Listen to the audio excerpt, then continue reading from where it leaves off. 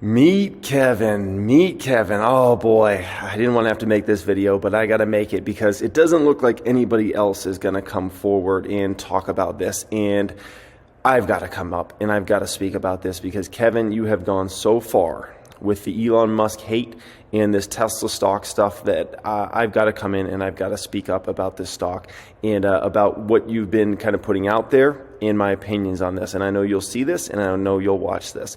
And I've got a lot to say, okay? So to take people through kind of the history of Tesla stock on YouTube, I was one of two of the most influential people around Tesla stock for many, many years and talk about Tesla stock. And let me be very clear, Elon Musk and Tesla stock made me rich. Let me be very clear about that.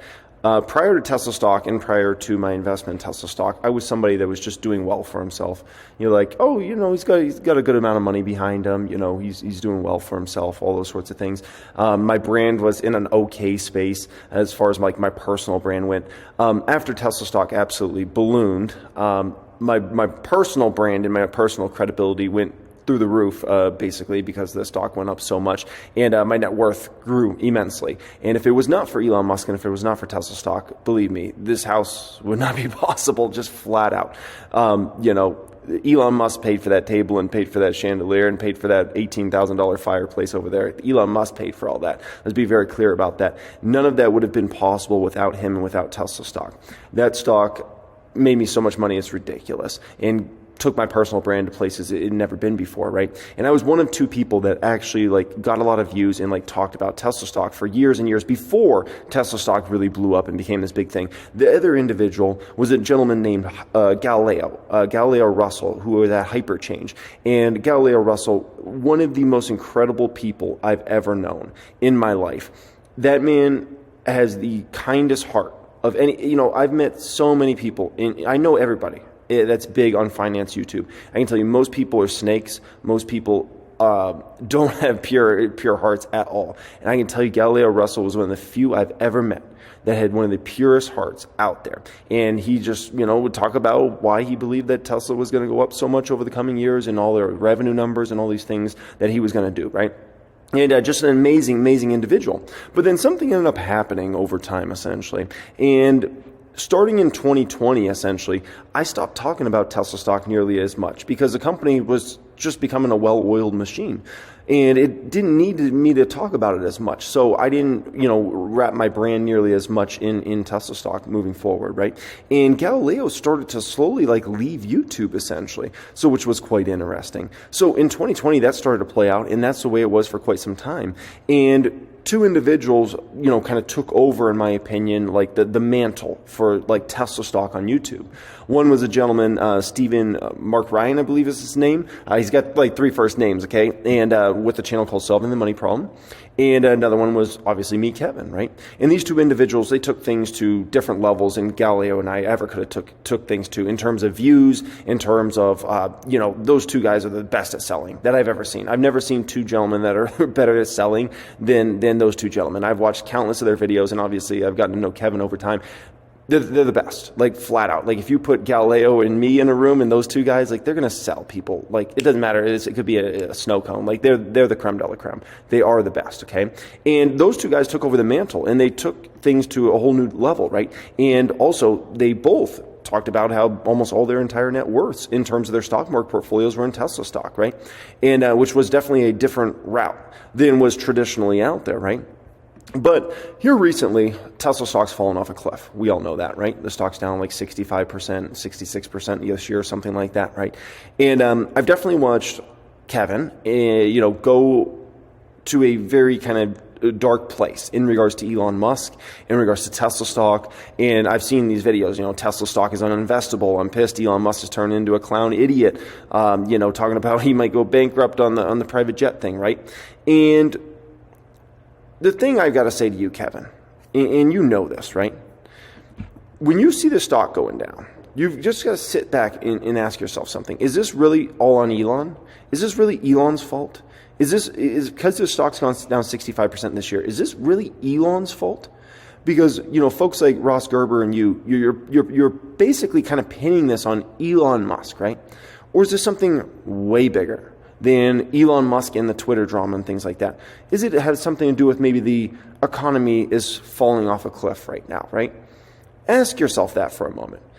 If Elon could do anything at Tesla, believe me, he would be over there full time right now and trying to do something. But the flat out honest truth is I believe Elon Musk, and I think if you really ask yourself this, I think Elon Musk knows there's nothing he can do right now in regards to helping Tesla in the short term, in that the economy's falling off the rails, to be quite frank about it, right? And it's getting very bad very, very quickly.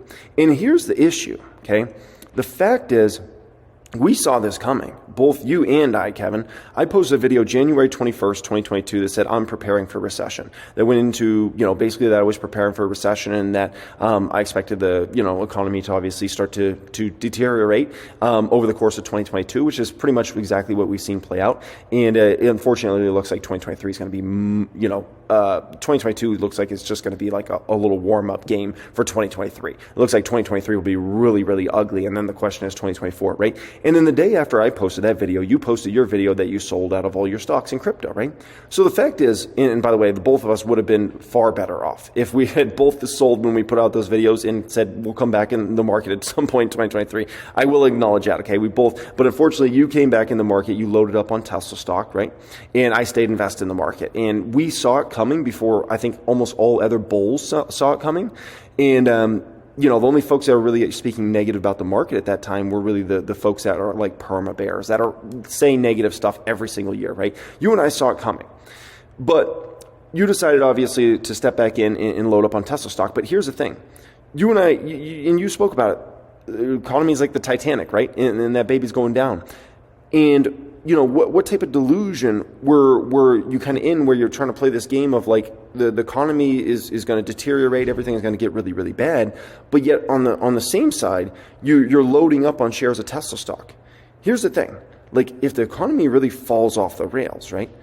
Like how's Tesla stock going to hold it together in that sort of environment? There's just no way. There's absolutely no way Tesla's going to be able to hold it together. At the end of the day, this company sells vehicles. And that's how they make the majority of their money, selling $50,000+ vehicles, okay? And so if the economy really gets hammered, we know, all the data better than just about anybody, Kevin. Like, look at what happened to auto sales in the great financial crisis. And so you got to understand, like, Tesla numbers are going to get hit, and they're going to get hit massively. And when you have this insane valuation, think about this for a moment, right? Just think about this. Like it doesn't make any sense, right? And so now to pin this on Elon, like it's all Elon's fault because, you're down massively on these Tesla shares now at this point in time. I think it's just ridiculous. This has nothing to do with Elon. This is the economy. You saw this coming. I saw this coming. We know this. So to blame it all on Elon, like Elon's the devil now, is just ridiculous, right?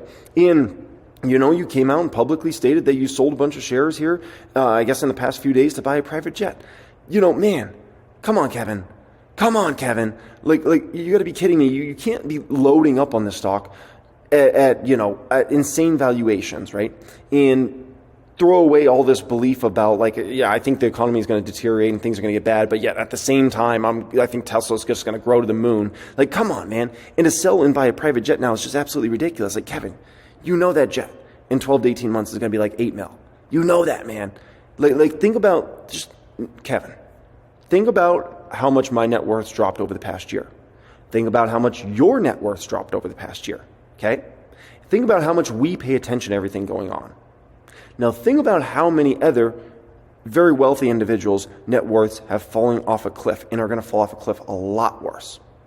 And think about the PJs that are going to be on sale over the next 1 to 2 years. I understand this is the last year to get the big, huge tax break. And so you want to get that big, huge tax break. But I'm telling you, run the math again, and it's not going to add up, man. Run the math again, and it doesn't add up. And to sell Tesla stock when it's down this much, to finance a deal like that, at that sort of interest rate, like, come on, Kevin. I don't think you're thinking straight. I'll be honest, I don't think you're thinking straight, man. And I don't know, you're just trying to go. And I'm telling you, man, and I know this is the only way I can get through to you, is by posting a video like this. It's the only way I can get through to you. You're not thinking straight, man. That's all I got to say. And so quit blaming Elon for all this Tesla panic and all that crap, man. It's ain't Elon's fault. The fact that stock's fallen so much has nothing to do with Elon. Interest rates have gone up massively. The economy's falling off the rails much quicker than a lot of folks anticipate. FedEx just missed revenue numbers big, right? Look at Lululemon's inventories. Like, just go through this, man. Look at how many companies are on the brink of bankruptcy. It's a lot. We know that, Kevin. So, anyways, man, that's about it. Chill out. Take a chill pill. Relax a little bit. And let it be what it's going to be, man. Okay? That's it. That's it. Chill. Okay? Not Elon. Appreciate y'all. Much love as always, and have a great day.